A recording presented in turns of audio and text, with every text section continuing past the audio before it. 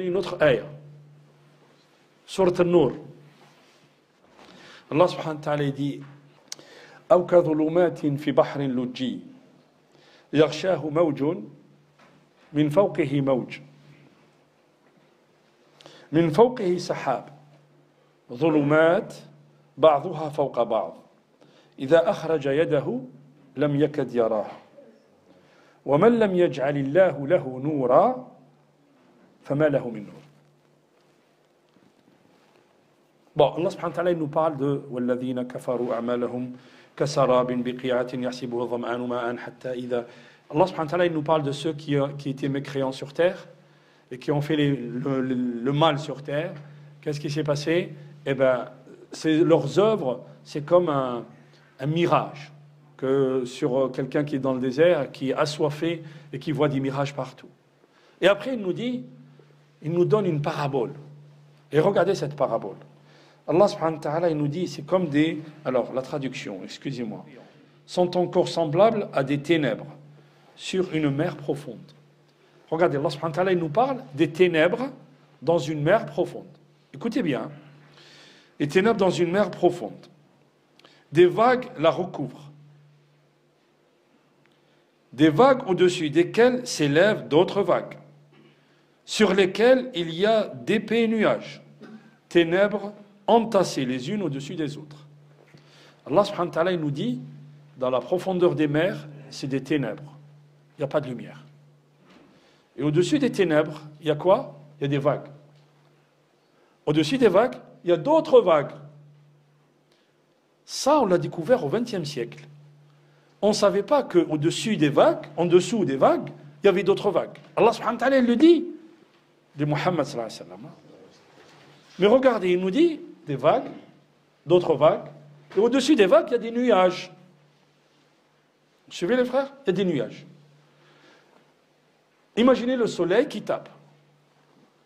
Le soleil qui tape, il y a des nuages qui vont déjà absorber une quantité de lumière de ce soleil.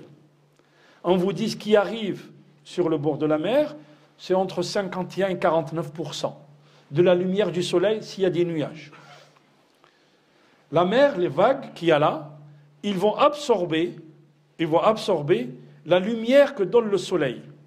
Mais ils n'absorbent pas toutes les couleurs, tous les spectres, si vous voulez, de la lumière. Le premier spectre absorbé, c'est lequel? C'est le rouge. Et d'ailleurs, si au bout de 10 mètres, on vous dit, quelqu'un qui plonge au bout de 10 mètres et qu'il se blesse, il ne voit pas le sang devient noir. Parce que la couleur rouge, on ne la voit plus. Le rouge, ensuite l'orange, ensuite le jaune, tous ces spectres, plus vous descendez, ils disparaissent, ils sont absorbés. Et à la fin, qu'est-ce qui reste? Le bleu, le violet, et après le violet est absorbé, et au bout de 200 mètres, il n'y a plus de lumière. Au bout de 200 mètres, il n'y a plus de lumière. C'est les ténèbres totales. Et Allah subhanahu wa ta'ala, il nous dit, dans ces endroits-là, il n'y a pas de lumière du tout.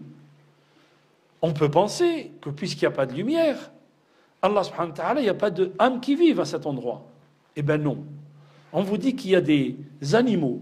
Dans ces ténèbres-là, où Allah subhanahu wa ta'ala il parle, ils ont des réactions chimiques dans leur corps. Et ces réactions chimiques produisent de la lumière. Et c'est pour ça qu'Allah subhanahu wa ta'ala il dit وَمَنْ لَمْ يَجْعَلِ اللَّهُ لَهُ نُورًا. Celui à qui Allah subhanahu wa ta'ala n'a pas donné de lumière, مَا لَهُ مِن نُور. Il n'a pas de lumière. Parce que tu peux être dans les ténèbres de la société, dans les ténèbres des problèmes, mais tu as la lumière dans ton cœur, la lumière d'Allah subhanahu wa ta'ala qui te donne pour voir les choses différemment. وَمَنْ لَمْ يَجْعَلْ لَهُ اللَّهُ نُورًا فَمَا لَهُ مِن نُور.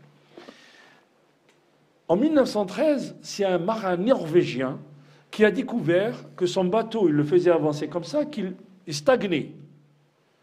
Le bateau stagnait, il n'arrivait pas à avancer. Ils ont fait des tests, ils ont découvert qu'il y a un contre-courant sous les vagues. Ce que dit Allah subhanahu wa ta'ala ici.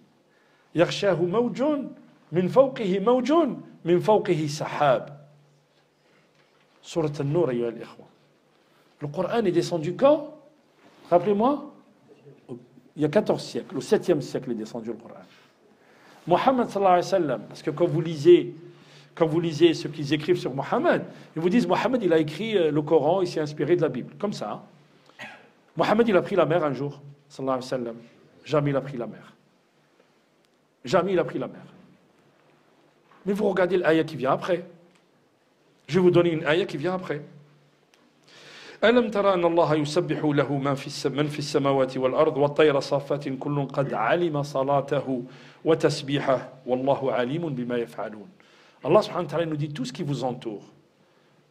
Inanimé, animé ou inanimé. Tout ce qui vous entoure, ce sont des nations comme vous qui glorifient Allah subhanahu wa ta'ala. Vous avez remarqué les frères quand vous êtes, là vous êtes en campagne, mashallah, enfin je dis la campagne mais par rapport à Marseille, vous savez, hein, nous les sirènes c'est tout le temps. Quand vous êtes en campagne, vous êtes apaisé. Et vous savez pourquoi vous êtes apaisé quand vous êtes en campagne? Parce que tout ce qui est autour de vous glorifie Allah. Yusabbihuna Allah subhanahu wa ta'ala. Et vous avez votre corps qui est apaisé. Subhanallah.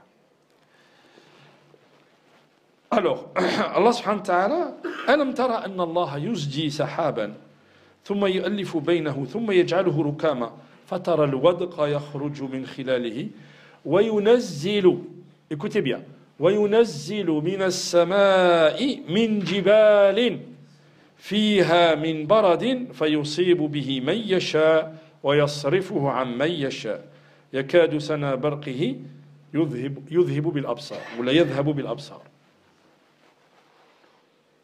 Allah subhanahu wa ta'ala dans cette ayah il nous dit, n'as-tu pas vu qu'Allah subhanahu wa ta'ala il mélange yusji, yani il mélange ou là il pousse les nuages. Ensuite, il les réunit, il en fait un amas. Et tu vois la pluie sortir de son sein, et il fait descendre du ciel de la grêle provenant des nuages comparables à des montagnes. Les études météorologiques ont découvert que quand nous avons la grêle, les cumulus qui font descendre la grêle, ce sont des cumulus qui peuvent aller jusqu'à 12 km en haut, plus grand que l'Everest. Quand vous avez de la grêle, elle descend de nuages qui peuvent faire jusqu'à 12 km. Et Allah subhanahu wa ta'ala, il nous dit, il descend la grêle de nuages comparables à des montagnes. Fait surat An-Nur. Je vous ai dit, une autre fois, Inch'Allah, on va essayer d'étudier la Ali, surat An-Nur. Les perles de lumière qu'il y a fait surat An-Nur. Alors, il y a une ayah qu'on avait étudiée à Aix-en-Provence. Je vais vous la donner quand même, parce que c'est important. وَاتَّبَعُوا مَا تَتْلُو الشَّيَاطِينُ عَلَى مُلْكِ سُلَيْمَانَ وَمَا كَفَرَ سُلَيْمَانَ. Vous connaissez cette ayah? Ok. وَمَا كَفَرَ سُلَيْمَانَ وَلَكِنَّ الشَّيَاطِينَ كَفَرُوا. Allah subhanahu wa ta'ala, dans cette ayah, il nous dit que ceux qui sont venus après Sulayman alayhi salam, parce que les Juifs sont allés demander au prophète sallallahu alayhi wa sallam quand il était à Médine, et lui ont dit, Ya Muhammad, qui c'est Sulayman pour vous? Salomon c'est qui pour vous? Qal Sulayman Nabi, c'est un prophète, c'est un messager. Il dit, mais tu dis n'importe quoi, Sulayman c'était un sorcier. Sulayman c'était un sorcier. Allah subhanahu wa ta'ala il leur répond fait le Coran. Wa ma kafara Sulayman. Il leur dit pas Sulayman c'était pas un sorcier parce que le sorcier est un kafir. Non, non. Il dit wa ma kafara Sulayman. Tu comprends de toi-même que as-sihr kufr. As-sihr c'est de la mécréance. Si tu utilises as-sihr c'est de la mécréance. On vous dit que Sulayman il avait un pouvoir extraordinaire. Extraordinaire. Quel pouvoir il avait? Il avait les djinns qui travaillaient pour lui, qui fabriquaient des statues, qui fabriquaient des palais pour lui, et qui allaient dans la mer, dans le profondeur de la mer, et qui lui ramenaient des perles. Pourquoi il a eu ça, Sulayman alayhi salam? Vous savez pourquoi il a eu ça? Parce qu'il a demandé à Dieu, mais il a fait un acte, il a fait quelque chose qui est très fort, et que Dieu l'a récompensé après.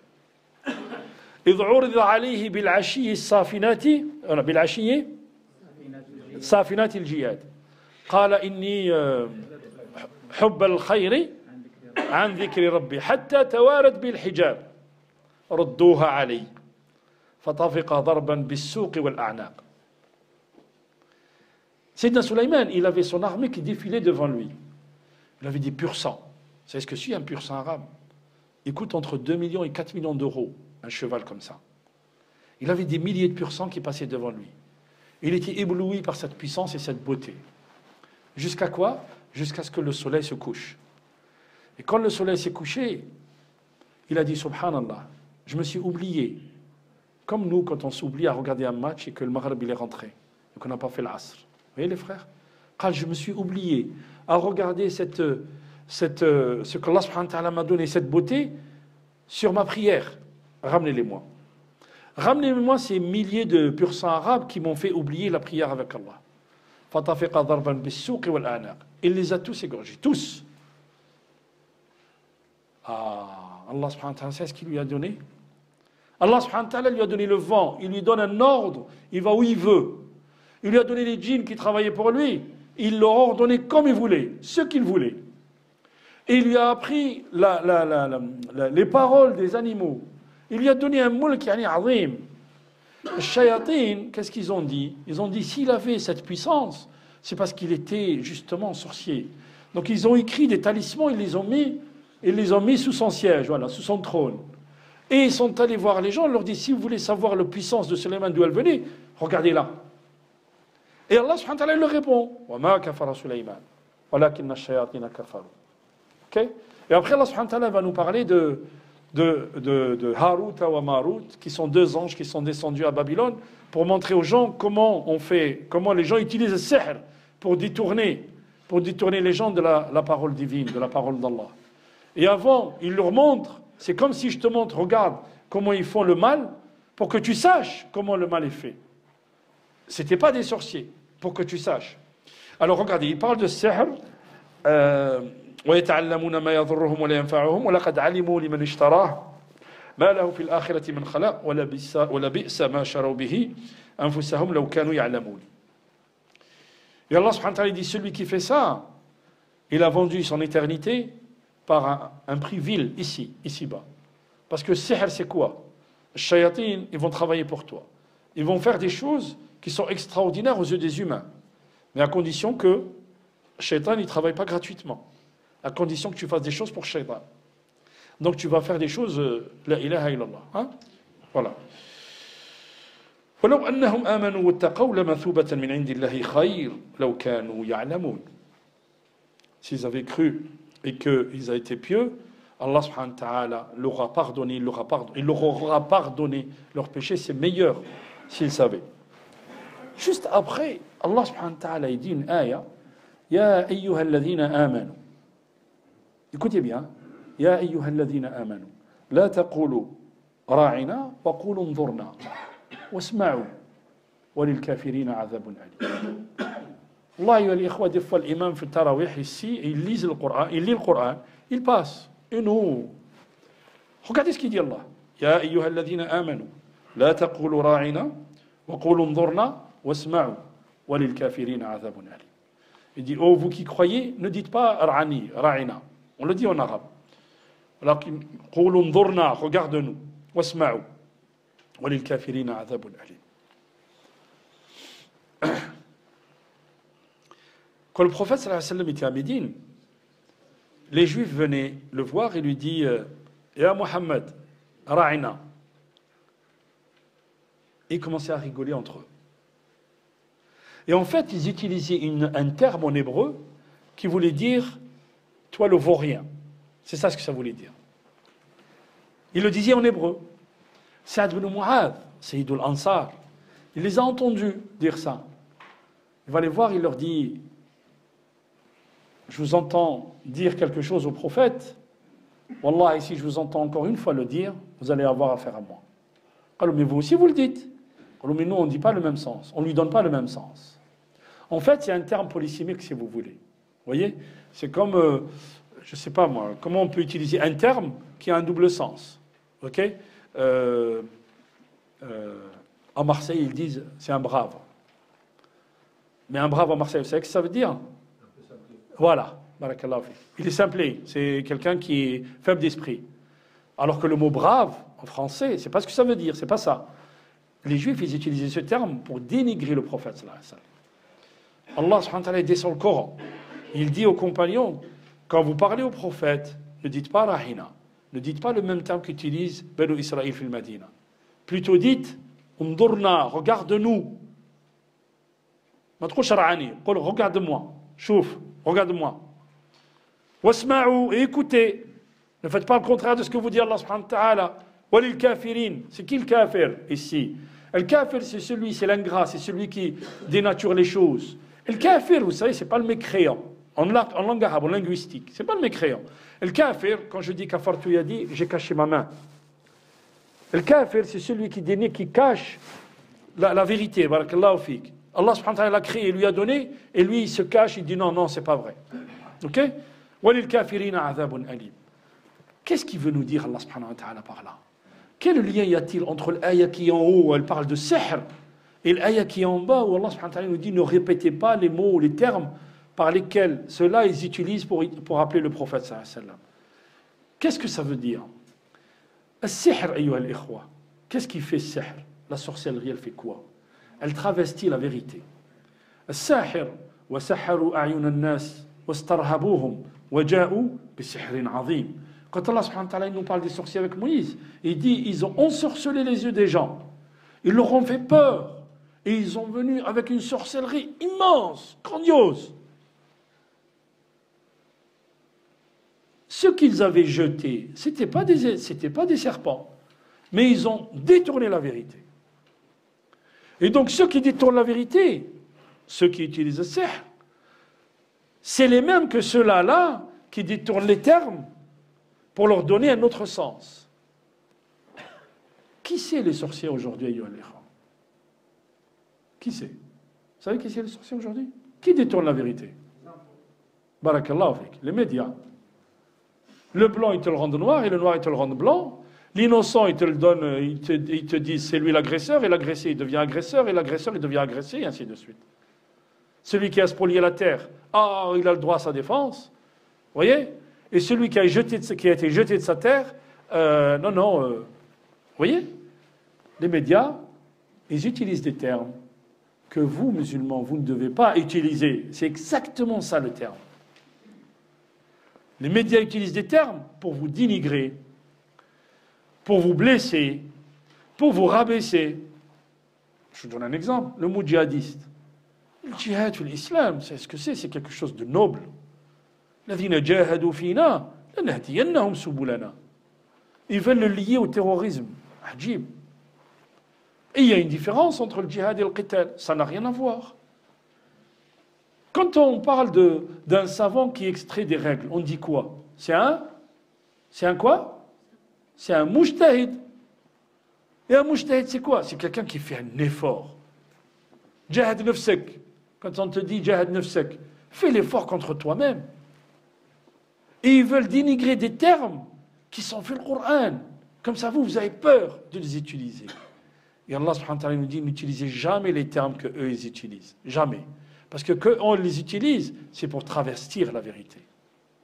Vous avez vu le Coran, ayyuha al-ikhwa? Alors, je finis avec ça. Allah subhanahu wa ta'ala dit, هو الذي بعث في الأميين رسول منهم يتلو عليهم آياته زد ويزكيهم زد ويعلمهم الكتاب والحكمة. بارك الله فيك. Ça, c'est les fonctions du prophète. Les fonctions du prophète, tilawat al-Qur'an. C'est aussi notre fonction, ayyuha al-ikhwa. Réciter le Coran. Il faut que tu récites le Coran. Parce que le Coran, aujourd'hui, tu ne comprends pas. Demain, tu ne comprends pas. Mais dans 2 jours, dans 3 jours, dans 10 jours, dans 100 jours, tu vas finir par comprendre. Mais le Coran, il inspire. Et le Coran, il rentre en toi. شفاء بارك الله فيك وننزل من القرآن ما هو شفاء ورحمة للمؤمنين ولا يزيد الظالمين إلا خسارة يتلو عليهم آياته ويزكيهم il les purifie. Regardez, Allah subhanahu wa ta'ala il dit dans le Coran, et là vous comprendrez les préceptes de l'islam les frères. خذ من أموالهم صدقة تطهرهم زد وتزكيهم بها. يطهر من prendre de leur argent une sadaqa. C'est ce que dit le prophète, Allah subhanahu wa ta'ala au prophète.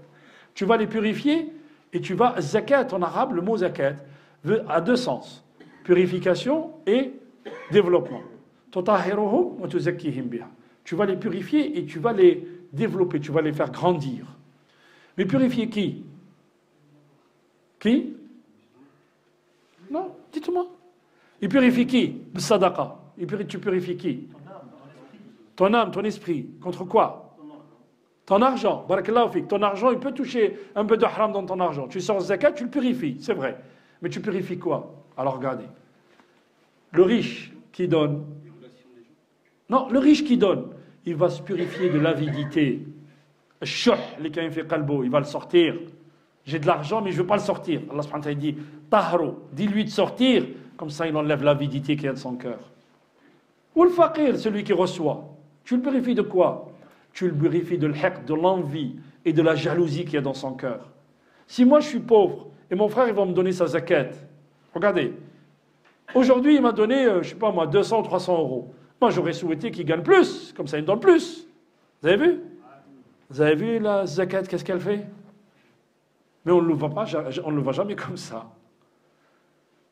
Al-Rasul sallallahu alayhi wa sallam yatlu alayhim ayatihi wa yuzakkihim, donc il les purifie, il les fait grandir. Wa yu'allimuhum al-kitab wal-hikma. Al-kitab, c'est ça. Et c'est pour ça qu'Allah subhanahu wa ta'ala parle al-kitab. C'est très important. Et d'ailleurs, Allah subhanahu wa ta'ala, quand il parle de al-kitab, il dit alif lam mim, dhalika al-kitab. Ism ishara lil-ba'id. Il donne un pronom démonstratif pour quelque chose qui est lointain. Dhalika. Quand il parle du Coran, il dit Inna hadha al-Qur'an yahdi hadha. Il est là. Pourquoi? Parce que là, comme ça, tu le mets dans la boîte à gants, il ne fait rien. Et le Coran, il commence à devenir corps en corps. Quand tu l'ouvres et tu commences à lire. Vous savez, il y a de l'électricité. Mais si je n'appuie pas sur l'interrupteur, il n'y a pas d'électricité. Comme salam, alhamdulillah. Alors, je finis l'aya. Yatlu alayhim ayatihi. Wa yuzakkihim wa yu'allimuhum al-kitab. Wal hikma. C'est quoi le hikma? La sagesse, merci, ça c'est une traduction. C'est quoi la sagesse? L'ulama qalou, la sagesse c'est la sunna, barakallahu fik. D'autres ont rajouté, la sagesse c'est la sunna, et c'est le fait, isqatul aya ala al-waqi'. La sagesse c'est mettre les choses à leur place. C'est ça, c'est le contraire de l'injustice. Mais isqatul aya ala al-waqi', ça veut dire que tu descends la lettre, tu descends l'aya sur ton vécu. Quand tu lis l'aya, ayyuha al-ikhwa, bon, je ne vais pas vous poser la question, parce que je la pose souvent dans les mosquées. Alaman unzila al-Qur'an. Sur qui est descendu le Coran? On finit avec ça. Barakallahu fik. Sur nous. Pas sur le prophète, parce que les gens ils vous disent sur le prophète, sur le djinn, sur l'in, sur l'humanité. Et lui il s'exclut. Vous voyez, quand il dit l'humanité, c'est-à-dire moi je ne suis pas concerné. Non, sur nous. Quand tu lis Ya ayyuha alladhina amanu, c'est qui? C'est nous les frères. Et ça c'est... Alors, ceux qui essaient de vous détourner de la vérité, ne les écoutez pas. Asma' le Coran et essayez de comprendre. Et vous allez voir des trésors. La ilaha illallah. Ajib, ajib, ajib. De la première ayah, alhamdulillah, rabbil alamin, il a qul a'udhu bi rabbin nas. Vous ne pouvez pas imaginer les trésors qu'il y a dedans, les frères. Vous ne pouvez pas imaginer. Al-hikmah, an tunzil al-Qur'ana ala waqi'ik. Que tu le vives, toi, au jour le jour. Parce que ce Coran, il est éternel. Et c'est ça son miracle. C'est-à-dire que les autres prophètes, ils avaient toujours quelque chose que les gens voyaient. Le Coran, Sayyidina Muhammad sallallahu alayhi wa sallam est parti. Mais nous, c'est ça. Et le Coran, il faut le descendre toujours sur ce qu'on vit, les frères. Tout le temps. أقول قولي هذا وأستغفر الله لي ولكم فاستغفروه يغفر لكم إنه هو الغفور الرحيم. Question, on arrête, on ferme, qu'est-ce que c'est vous qui décidez? Non, mais s'il y a des questions, bien sûr. Si vous avez des questions. Le châtiment entre le riba, entre celui qui reçoit et celui qui donne. C'est très bien. Il y a beaucoup de gens qui demandent. Hein? Il y a beaucoup de gens qui demandent celui qui reçoit, celui qui donne, est-ce qu'il y a un degré? Rasul sallam dit dans le riba, la'ana Allahu riba, wa akilahu, wa mukilahu, wa katibahu, wa shahidayh. Il a maudit, je crois, une dizaine de personnes. Et du coup, les gens, ils vous disent, si vous travaillez dans des contrats qui sont fixés par un riba, non, c'est pas bon. Le châtiment, il est pour tout le monde. Parce que s'il n'y a pas quelqu'un qui donne, si toi, tu veux te prêter ton argent, me prêter. Si moi, je ne prends pas, je te paye après, tu ne trouveras personne. Tu comprends ce que je veux dire? Si nous tous, en tant que musulmans, on décide d'avoir juste un compte courant, pas de compte épargne, les banques, ils vont changer leur donne. Vous voyez ce que je veux dire? Le halal, il n'est pas devenu halal du jour au lendemain. Il y a eu un travail. quand il y a une demande des musulmans qui étaient là, et bien maintenant il y a des filières halal, si vous voulez. Bon, il y a des tricheries, tout ça, ma'alish, mais il y a des filières halal. Mais c'est partout la même chose. Vous voyez? C'est partout la même chose. C'est-à-dire que le riba, hier j'étais en discussion avec 2 personnes qui travaillent, qui étaient des experts comptables. Et ils ont reçu un marché de banque. Et le gars, il dit à son collègue, il dit, moi je me sens pas, je le fais pas. L'autre, il lui dit, c'est pas toi qui payes, toi tu leur fais juste la comptabilité. Et... Alors, mais je participe. Et il a raison. C'est tous les experts comptables. Il dit, puisque toi tu fais riba, moi je travaille pas avec toi. Et bien vous allez voir qu'ils vont changer la donne. C'est tout le monde, c'est nous tous. Si toi tu dis, c'est pas grave, c'est pas grave, c'est pas grave. Voilà, c'est pas grave. Et وما كان ربك ليهلك القرى وأهلها مصلحون بارك الله فيك. Réformateur, pas salihun. Salih fi nafsik, muslih. Ça veut dire que tu vois le mal, tu laisses pas le mal agir. Muslihun. Dans le Coran, vous avez vu, Allah subhanahu wa ta'ala, il ne châtie pas les gens qui vont pour réformer la société. La réforme commence par moi-même, bien sûr, mais les petites choses que je peux faire, ben je les fais. Je vous donne un exemple. Moi, je monte dans le métro à Marseille, parce que j'habite à Marseille. Je travaille à Aix, mais j'habite à Marseille. Dans le métro, je vois des jeunes. Il met ses pieds sur le siège.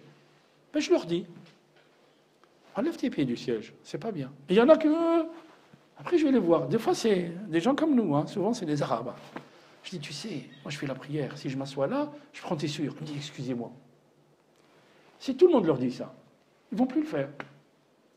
Et c'est ça l'amr bil ma'rouf wa nahy anil munkar. Billati hiya ahsan. Ça commence par les petites choses, vous voyez. Et ça va jusqu'au, je ne consomme pas n'importe quoi. Wallahu a'lam. Barakallahu fik. On va faire le dua, les frères.